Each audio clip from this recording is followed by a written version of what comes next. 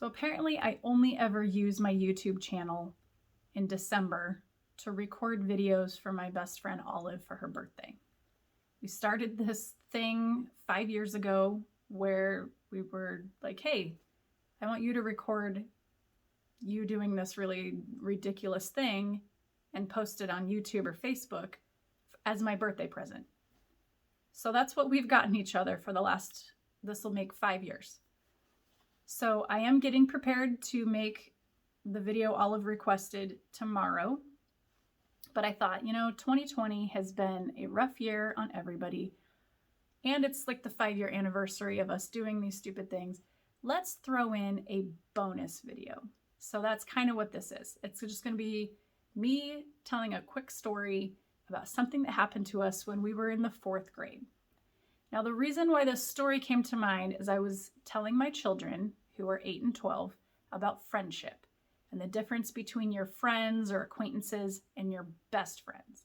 And I said how your best friends are there for you through thick or thin. You can call them up in the middle of the night and they'll come help you out if you need it. They have your back and you have theirs. And then this story came up. So I thought this will be the perfect story to do my bonus video for Olive. So when we were in the 4th grade, Olive called me up on the phone and she said, I have something really exciting that I need you to come to my house like right now to see. So I said, okay. I hang up the phone and I say to my mom, can you take me to Olive's house? She has something she wants me to see. So my mom drives me over there. Olive meets me at the door and she takes me into her garage. We normally never ever played in her garage because at this point in time, Olive is in 4-H and she is breeding and raising rabbits for show. So she's got all of these tables laid out and each rabbit is in an individual cage and there are just tables and rabbits everywhere. Now, this happened 28 years ago, so I can't remember exactly how many rabbits there were, but it was like 1 million. Like there were lots of rabbits everywhere and not a lot of space for moving around in her garage. So we go to the front corner of her garage and she has this boom box sitting there.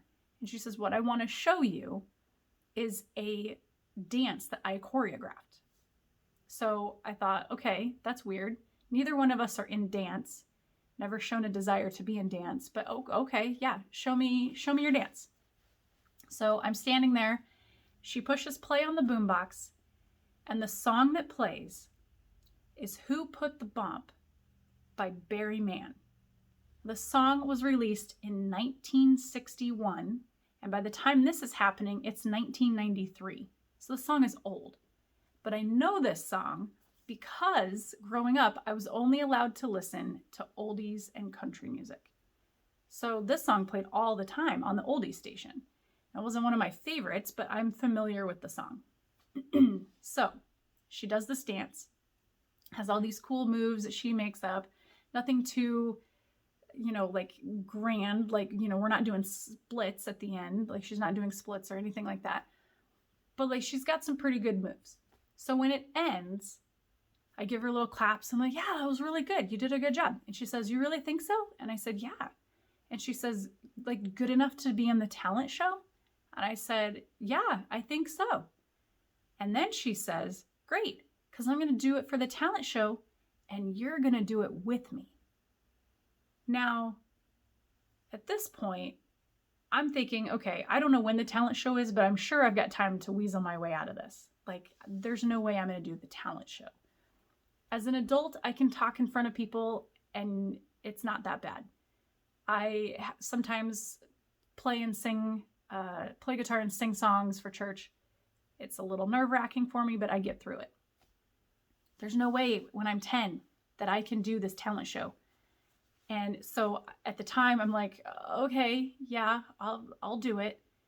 Again, kind of thinking in the back of my mind that I'll figure some way to get out of this, or maybe she's just like, she'll get over whatever phase this is that she's in and we won't really do the talent show. But in the meantime, I need to learn the dance. So I'm over at her house every day. I cannot tell you how many times I listened to Who Put the Bump because I had to learn this dance and we had to practice it for hours every day after school. Then she comes to me and she's like, Lisa, I got to sign up for the talent show. We're going to do it. And I'm like, okay, great. Not. So the day of the talent show comes and things are really like starting to get real for me. And we're walking from our classrooms down to the gym where the whole school is going to be there for the talent show. And on our way down there, Olive's mom stops me in the hallway and she hands me this grocery sack. And she says, here, this is for you. And I'm like, well, what is it? And she says, it's your costume. And it's at this point I realized, yeah, we didn't actually talk about what we were going to wear during the talent show. I guess I was just going to wear my jeans and t-shirt like I wear every day. And so I go in the bathroom and I put on this outfit. It's a t-shirt that is teal and gray striped with matching teal and gray striped shorts. And Olive has the same outfit, except hers are purple and gray striped t-shirt and shorts.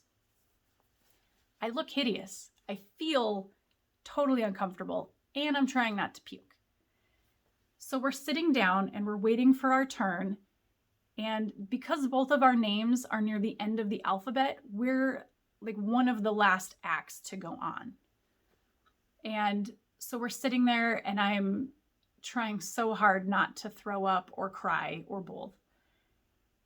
When I hear the song, Who Put the Bomb, start up. And I look at Olive and she looks at me and we're like, did we miss our cue? Like, that's our song. We're supposed to be up there. Did somebody mess up at the sound booth? Why is this happening right now? Turns out that if you go to an elementary school talent show in 1993, your odds of seeing two dance acts to Who Put the Bomb by Barry Mann are pretty good, because the act right before us does a dance routine that she made up, and that was the song that she chose. I don't remember who it was that did this dance. I know that she was alone. I know she made it up. It wasn't like through a dance school or anything like that. But now Olive and I have to follow this. And it's going to look like we're copying her. So we're kind of a little pissed. But we go up on stage like we're the next to be called. And I'm thinking like, oh, nobody here wanted to hear Barry Mann the first time, let alone a second time. But here we are. So we start the dance. It's only like a 2.5-minute song. If you've never heard it, which I mean, you'd have to kind of be under a rock if you've never heard it. Go look it up. But we're like maybe 20, 30 seconds in, and Olive forgets the moves to her own dance. Now, I'm up there from the get-go. From the second I entered the stage to the second I got off the stage, I have a look of utter terror on my face. I am not smiling. I am not happy. I am scared to death. Olive, on the other hand, is smiling, and she's extra exaggerated when she does her dance moves. She's so proud of it, as she should be. And then she forgets her moves. But does she stop and hesitate? Or think, oh, what's the next move? Or ask me for help? No. She just makes up stuff on the fly. Meanwhile, I'm next to her doing the actual dance moves, and I'm like, what are you doing? What's wrong? What happened?